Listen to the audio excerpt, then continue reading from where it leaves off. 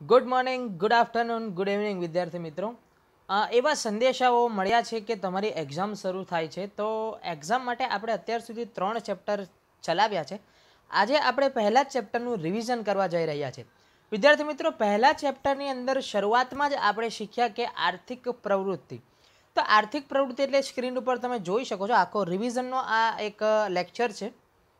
પહેલું આખું ચેપ્ટર આજે રિવિઝનમાં જશે, એટલે ધ્યાન દઈને આ લેક્ચરને ખાસ સાંભળજો અને ખાસ જોજો. ખાસ તમારી નોટબુક તમારી સાથે રાખજો કે તમે શું શું ભણ્યા અને કઈ રીતે ભણ્યા છો. એ દરેક વસ્તુ તમને આમાં રિમાઇન્ડ થશે અને જલ્દી ફાસ્ટ 15 મિનિટમાં માત્ર તમારું આ રિવિઝન આપણે પૂરું કરવાનું છે. કદાચ વધીને 20 મિનિટ, એનાથી વધારે આપણે વધારવાનું થતું નથી. તો વિદ્યાર્થી મિત્રો, આગળ વધીએ તો પહેલા ચેપ્ટરની અંદર તમે પહેલાં જ ભણ્યા કે આર્થિક પ્રવૃત્તિ એટલે શું. તો એની વ્યાખ્યા ઉપર આપી જ છે કે આર્થિક લાભ કે નાણાકીય વળતર મેળવવાના હેતુથી કરવામાં આવતી પ્રવૃત્તિ એટલે આર્થિક પ્રવૃત્તિ. ધારો કે કોઈક વસ્તુ વેચાણમાં હોય, ધારો કે તમે બિસ્કિટનું એક પેકેટ ખરીદો છો, તો એ આર્થિક પ્રવૃત્તિ થઈ, કારણ કે તમે એના બદલામાં રૂપિયા આપો છો અને સામેવાળી વ્યક્તિ તમને દુકાનદાર એના રૂપિયાના બદલામાં બિસ્કિટનું પેકેટ આપે છે.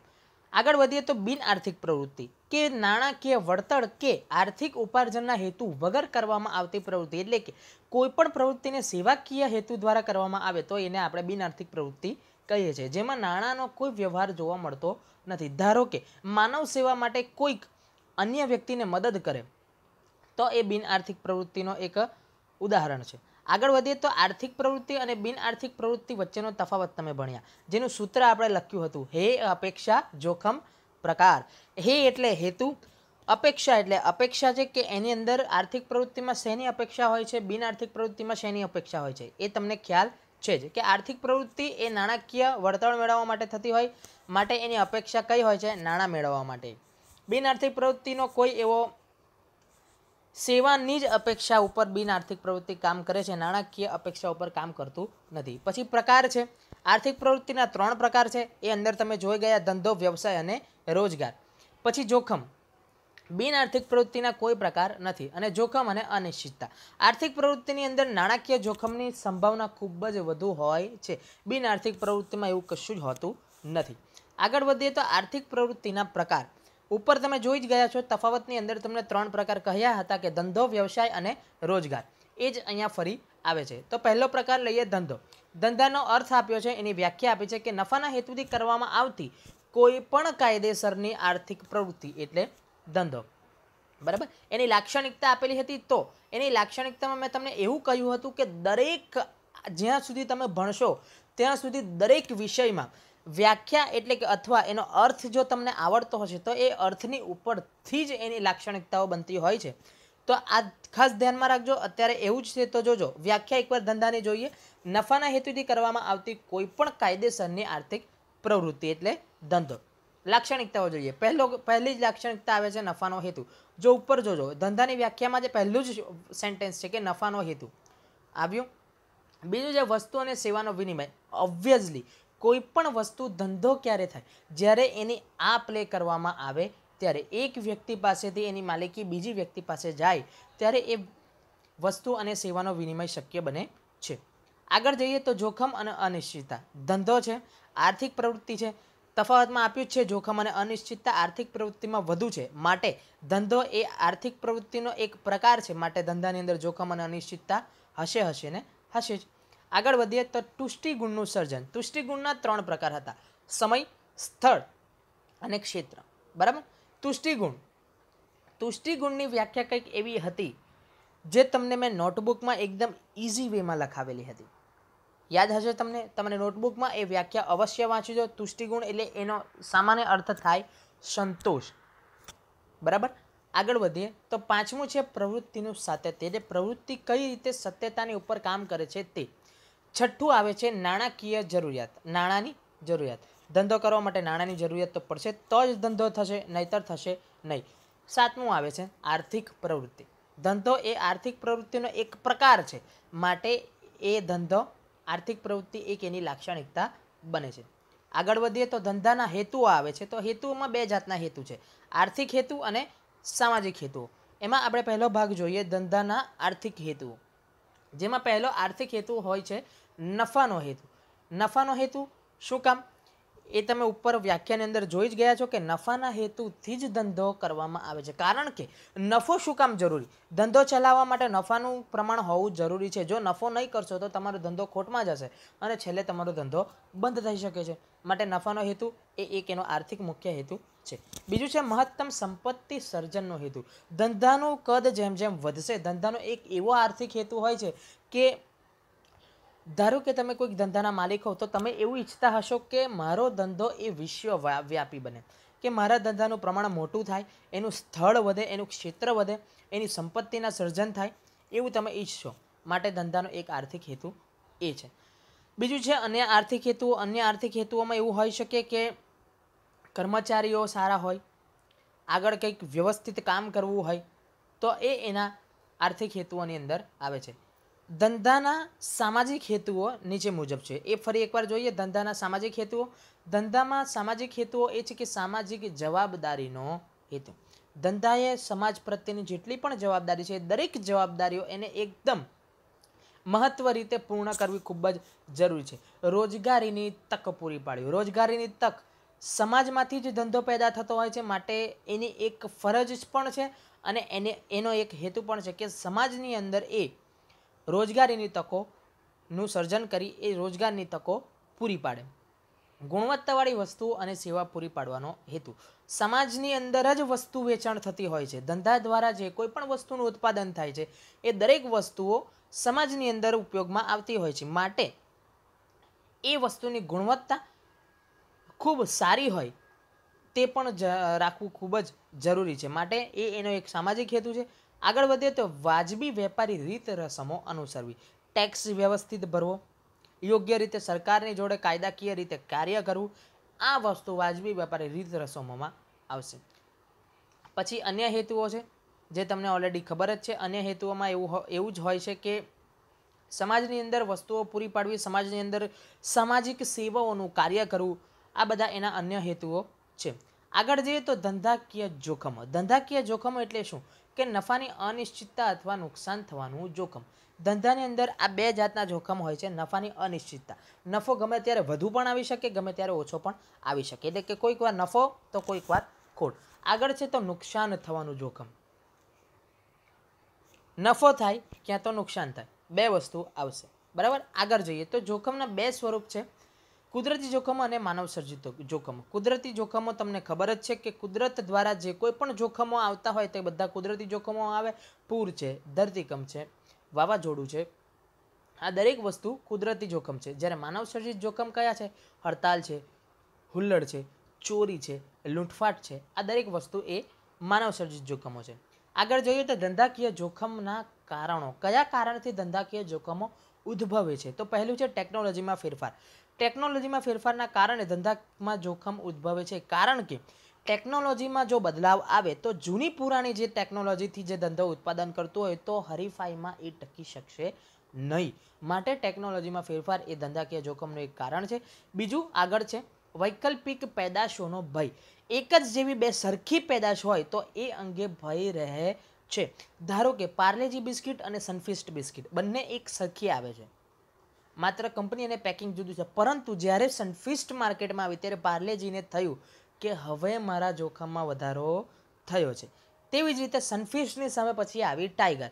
તો સનફીસ્ટને પણ થયું કે હવે મારી કોમ્પિટિશનમાં ટાઈગર આવી છે, માટે હવે મારું જોખમનું પ્રમાણ વધી ગયું. આગળ જઈએ તો હરીફાઈ. હરીફાઈ દરેક ધંધાની અંદર હોય છે, માટે એ ધંધાકીય જોખમ છે ને છે જ. આગળ વધીએ તો કાનૂન. દરેક વખતે નવા કાયદાઓ ઘડાતા હોય છે, દરેક કાયદાકીય કાર્યવાહીઓ નવી થતી હોય છે, તો કાનૂન પણ ધંધા માટે જોખમ ઉદ્ભવી શકે છે. ધારો કે આઈએસઓ સર્ટિફિકેટ પહેલાં જરૂર નહોતું, પણ અત્યારે દરેક ધંધામાં આઈએસઓ સર્ટિફિકેટ જરૂરી છે, તો એ ધંધાનું જોખમ ગણાય છે. જો આઈએસઓ સર્ટિફિકેટ વગરની વસ્તુ તમે માર્કેટમાં વેચવા મૂકો તો તમારા ધંધા ઉપર કાયદાકીય કાર્યવાહી થાય છે, માટે એ તમારું જોખમ છે. આગળ વધીએ તો માંગની અનિશ્ચિતતા. આજે કોઈકને પાર્લેજી બિસ્કિટ જોઈએ છે તો આવતીકાલે કોઈ હાઇડ એન્ડ સીક પણ માંગશે જ, માટે માંગની અનિશ્ચિતતા અહીંયા જોવા મળે છે, જે ધંધાનું જોખમ છે. આગળ ભૌતિક જોખમ એટલે કે આગ લાગવું અથવા કોઈ પણ રીતે ધંધાની અંદર કોઈ કાર્ય થાય છે એ અટકી પડવું, એ એનું ભૌતિક જોખમ છે કે જે જોખમ તમે જોઈ શકો છો.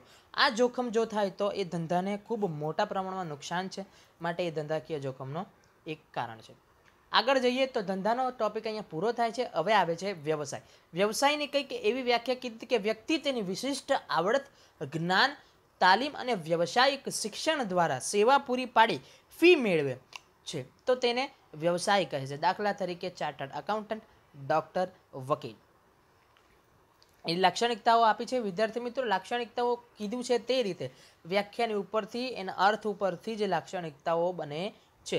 તો જો વ્યવસાયનું શિક્ષણ અહીંયા આપ્યું જ છે ઉપર કે વ્યવસાયિક શિક્ષણ તમને જરૂરી છે. જો આ ટીક કર્યું છે વ્યવસાયિક શિક્ષણ, પહેલો મુદ્દો અહીંયા વ્યવસાયનું શિક્ષણ. વ્યવસાય અંગે જાણકારી હોય તો જ એ વ્યક્તિ વ્યવસાય કરી શકે છે. ત્યારબાદ આવે છે તાલીમ.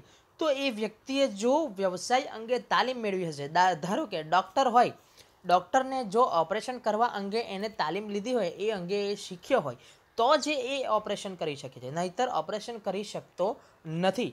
આગળ વધીએ તો સેવાના બદલામાં ફી. વ્યવસાયનો એક હેતુ છે વિદ્યાર્થી મિત્રો, ટોપિકથી 1 મિનિટ બહાર જાઉં છું. આર્થિક પ્રવૃત્તિના 3 પ્રકાર છે: ધંધો, વ્યવસાય અને રોજગાર.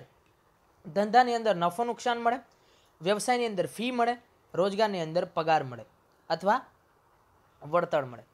ચાલો ફરી એકવાર ટોપિક પર આવી જાઓ તો આપણે ત્રીજી લાક્ષણિકતા હતા સેવાના બદલામાં ફી. બરાબર, એ થઈ ગયું. આગળ ચોથું, પ્રાથમિક ઉદ્દેશ્ય સેવાનો છે. વ્યવસાય ડૉક્ટર એટલે કે વ્યવસાયિક વ્યક્તિ કોઈ પણ હોય તો એનો ઉદ્દેશ્ય સેવાનો હોય છે. એ સેવાના બદલામાં એના જ્ઞાનનો ઉપયોગ કર્યો છે અને એ નાણાં ફી સ્વરૂપે વસૂલે છે. સ્વતંત્ર પ્રવૃત્તિ છે. ડૉક્ટર જ્યારે ઈચ્છે ત્યારે એના ક્લિનિક ઉપર આવી શકે, ડૉક્ટર જ્યારે ઈચ્છે ત્યારે એના ક્લિનિક ઉપર રજા પાડી શકે છે. આગળ વધીએ તો વ્યાવસાયિક સંગઠનનું સભ્યપદ. ડૉક્ટર એસોસિએશન હોય છે, ચાર્ટર્ડ એકાઉન્ટન્ટ એસોસિએશન હોય છે. આ જે સંગઠનો છે એ સંગઠનોની અંદર અમુક નિયમો હોય છે, એનું સભ્યપદ ધરાવવું ખૂબ જ અગત્યનું છે. શિક્ષક હોય તો શિક્ષક મંડળ પણ હોય છે કે એ શિક્ષક મંડળની અંદર મિટિંગો થતી હોય, એમાં જે નિર્ણયો લેવાતા હોય કે આ રીતે શિક્ષણને આગળ વધારવું, તો એ પણ આની અંદર આવે છે. આચારસંહિતાનું પાલન. કોઈ પણ નિયમ બનાવ્યો હોય તો એ નિયમનું પાલન કરવું ખૂબ જ જરૂરી છે. એ નિયમ તમે તોડી શકતા નથી. જો તોડો તો તમારું સભ્યપદ તમે ગુમાવો છો. આગળ વધીએ તો આગળ ટોપિક આવે છે વ્યવસાય. પૂરો થયો. 2 ટોપિક પૂરા થઈ ગયા. આર્થિક પ્રવૃત્તિના 2 પ્રકાર પૂરા કર્યા, ધંધો અને વ્યવસાય. હવે આવે છે રોજગાર. રોજગારની અંદર કંઈક એવું કહ્યું છે કે નિશ્ચિત વેતનના બદલામાં અન્ય સાથેના કરાર અનુસાર સોંપેલું કાર્ય કરવાની આર્થિક પ્રવૃત્તિ. વ્યાખ્યા તમને આગળ ભણી જ ચૂક્યા છો તમે, એટલે તમને યાદ જ છે, પણ આ આપણે રિવિઝન કરીએ છીએ એટલે ફરી એકવાર અહીંયા જોઈ લેજો. શારીરિક કે બૌદ્ધિક શ્રમના બદલામાં નિશ્ચિત સમયે નિશ્ચિત વેતન મળે છે. રોજગાર એટલે એક જાતનું નોકરી. નોકરીની અંદર તમે 8 કલાક કામ કરો, 1 મહિના પછી તમને પગાર મળે છે. આ એટલે રોજગાર. આગળ વધીએ તો ધંધો, રોજગાર અને વ્યવસાય, આ 3 જે પ્રવૃત્તિ છે આર્થિક, તેની વચ્ચેની તુલના કરે છે. એટલે એ 3 વચ્ચેનો તફાવત છે. તેમાં 7 મુદ્દા છે. આ આખો તફાવત તમને જાતે કરવા માટે આપેલો હતો. અહીંયા માત્ર મુદ્દા જ આપણે એકવાર ડિસ્કસ કરવાના છે. કાર્યનું સ્વરૂપ તો ધંધો, વ્યવસાય અને રોજગાર 3નું જુદું છે. કાર્યનું સ્વરૂપ કેવું? ધંધાની અંદર આર્થિક લેવડ દેવડ, વ્યવસાયની અંદર કાર્યનું સ્વરૂપ સેવા કરવાનું, રોજગારની અંદર અમુક નિશ્ચિત કરાર અનુસાર સોંપેલું કાર્ય કરવાનું. આગળ લાયકાત છે. ધંધામાં કોઈ લાયકાતની જરૂર નથી હોતી. વ્યવસાયની અંદર વ્યવસાયિક લાયકાતની જરૂરિયાત છે. રોજગારની અંદર પણ લાયકાતની જરૂરિયાત છે. આગળ બદલો કે વળતર. બદલો કે વળતર. ધંધામાં શું મળશે? નફો મળશે. વ્યવસાયમાં ફી ને રોજગારમાં પગાર અથવા નાણાકીય વળતર. મૂડી. ધંધા માટે મૂડી ખૂબ જ અગત્યની છે. ધંધામાં સૌથી મૂડીનું પ્રમાણ સૌથી વધારે જોવા મળે છે. વ્યવસાયમાં ધંધા કરતાં મૂડીનું પ્રમાણ ઓછું. રોજગારમાં કોઈ પણ પ્રકારની મૂડીની જરૂર રહેતી નથી. જોખમ. ધંધાની અંદર સૌથી વધુ જોખમ રહેલું છે. વ્યવસાયની અંદર પણ જોખમ છે, પરંતુ ધંધા કરતાં ઓછું. કારણ કે ડૉક્ટર પાસે કોઈ જાય અને ડૉક્ટરની સાથે જો ડૉક્ટરની ફી ના આપે તો એ ડૉક્ટરનું નુકસાન છે, માટે એમાં એનું જોખમ રહેલું છે. રોજગારની અંદર પણ જોખમ રહેલું છે, પણ એ વ્યવસાય કરતાં થોડું ઓછું. આગળ જોઈએ તો આચારસંહિતા તમને આવડે જ છે. માલિકી હિતની ફેરબદલી, એ પણ તમને ખબર છે. માલિકી હિતની ફેરબદલી એટલે શું? ધંધાની અંદર માલિક બદલાઈ શકે છે. વ્યવસાયમાં માલિકી હિતની ફેરબદલી થતી નથી. રોજગારમાં પણ કદાચ થોડા ઘણા અંશે માલિકીની ફેરબદલી થઈ શકે છે. આગળ જઈએ. ધંધાકીય પ્રવૃત્તિઓનું વર્ગીકરણ. 3 પ્રકારની પ્રવૃત્તિમાં વર્ગીકરણ એવું થયું છે કે વેપાર, વાણિજ્ય અને ઉદ્યોગ. વેપાર એટલે કે નાણાંના બદલામાં વસ્તુ કે સેવાનો વિનિમય એટલે વેપાર. લાક્ષણિકતાઓ એની કંઈક એવી છે કે આર્થિક પ્રવૃત્તિ છે, 2 પક્ષકારો હોય છે, વેચનાર અને ખરીદનાર. વિનિમય તો વસ્તુનો વિનિમય થાય છે, એના બદલામાં નાણાંનો વિનિમય થાય છે.